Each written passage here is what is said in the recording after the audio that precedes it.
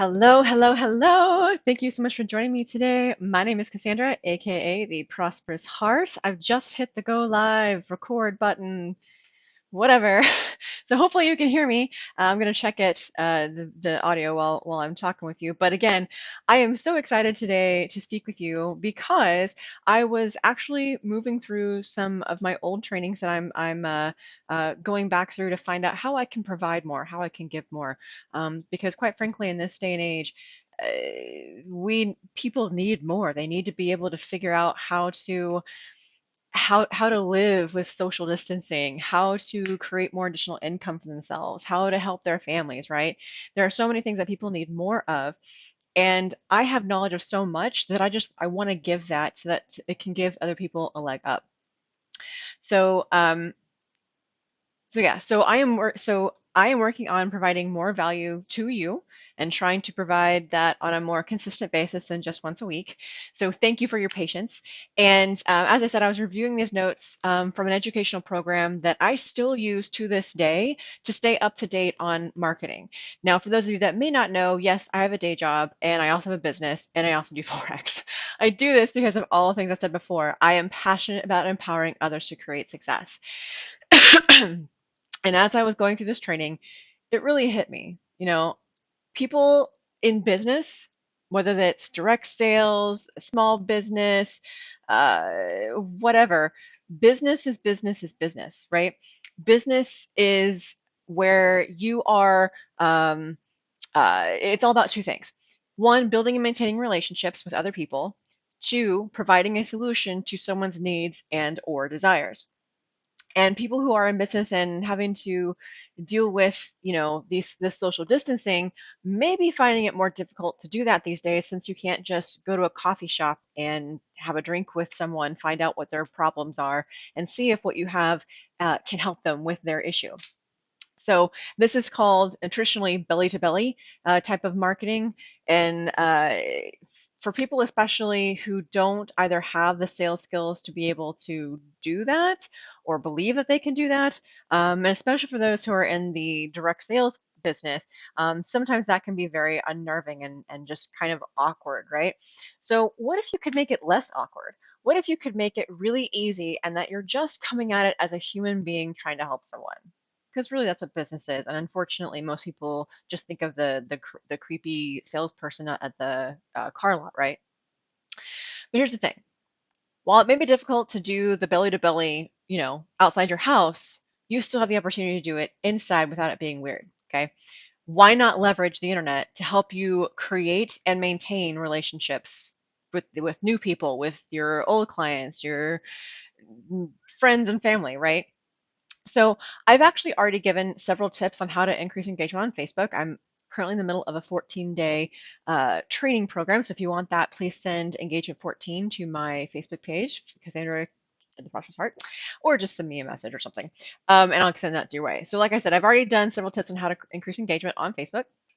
But in today's video, I'm going to pull back the curtain to reveal 5 tips on how to limit the time you spend trying to find the next person you can help. So first of all, tip number one is find places with which the people that you want to help, your target market per se, or people you just like, are hanging out. So for example, if you are into Forex like I am, which is the only skill set I've ever found that allows you to potentially create income without having to be a salesperson. Maybe you're into Forex, which is in the um, money realm, right? So you find groups or pages that are related to Forex and investment and things like that, and you engage, right? You create the opportunities for yourself to be seen by more people so that you can help more people, right? So you go to these pages, you go to these groups, and it's not just your niche groups or pages, it's groups that are you uniquely, right? Again, business is about creating rapport. So you have to be yourself and allow people to see you as a human being. So go in those groups for loving on puppies, or go in those groups for women empowerment, or whatever it is that, floats your boat and makes you happy, that aren't just business related. Because again, the more you engage with these groups and these pages, whether it's business related or not, the more people get to know you, the more they get to build that rapport, even though you've never met yet, and the more inclined they're likely to message you or send you a friend request. Okay, that's tip number one. Tip number two is that you want to engage in conversations, ask questions, answer questions. You want to do this on those pages and groups and with the people on those on their actual profiles. So for example, if someone specifically catches your eye and you check out their profile, you find something in common with them or something that you can comment on, send them a message. If they have their settings properly set up, that you can just comment on their post and say, hey, I also sent you a message, would love to connect. That way they know to look for you in their messenger. If they don't have that turned on, that's okay. And depending upon what your product or service is, maybe that's something that you're going to want to talk to them about and say, hey, I noticed, that you didn't allow people to message on your page. Was that intentional? And provide them some value. So you want to go with them, connect, get on their profile and connect, because most, shouldn't say most, there are a lot of people in business who do a lot of copy and paste with their messages. And people aren't dumb. We can tell when it's a copy paste. I cannot tell you how many people have contacted me with the very first message being, oh, I just love connecting with like-minded individuals. Well, how do you know we're like-minded? And what exactly about like-minded is the reason why you wanted to connect with me, right? Was there something on my profile that you liked? Did I say something that really intrigued your interest in a group, right? So you want to make sure that you're not coming across as copy paste or ingenuine, right? You want to be yourself. You want to make those connections. So send that message. All right. So that was tip number two. Tip number three is do not. I repeat, do not add somebody and then not actually make the connection. I have had so many people add me as a friend, have no connection on my profile, no response to my posts, not even a message to say hello. They just add me and disappear. Now, I get it. Maybe they're doing that to gain friends, but I'm not gonna. Personally me. Your timeline is limited to 5,000 people, so I want to make sure it's people I either know or I'm doing business with, or I want to know online and get to know more. So if you are adding friends and not making any type of connection, you're likely not going to be confirmed as a friend, and you will not be making that further rapport. So be sure that you do not make that friend request without making that connection. Okay. Whew. All right. Cool. So that was tip number three. Tip number four, and I'm going to rush through the last two. Tip number four is form. You want to form people. This is family, occupation, recreation, and message. These are the questions that you would ask people to get to know them better. Like, do they have a spouse? Do they have any kids? Any fur babies? Right? Oh, you've got a fur baby? I do too. His name is Dyson. He's not actually in here right now, but you get the point. So family, occupation, what they do for a living, if they like it, how long they've been in there, stuff like that. Recreation, what they do for fun, and then message. The message is what you use with tip number five. Tip number five is you frame your offer or service in a way that shows you were listening, right? You were listening to the person you're talking to, because we are all humans here. So you frame it in a way that shows that you were listening, that you're not just trying to get their money, right? You're listening, and what you have could solve their problem, challenge, or pain. A lot of new business people, whether it's direct sales or what, a lot of people try to lead with their product. Oh my gosh, my product is so awesome. You don't have to sell anybody. You can make money like 24 hours a day, or yeah, 24 hours a day, 5 days a week, yada, yada, yada. It's so great. You should check it out. If you lead with your product or service, regardless of how amazing it is, right? People don't care. They want to know that you care about them.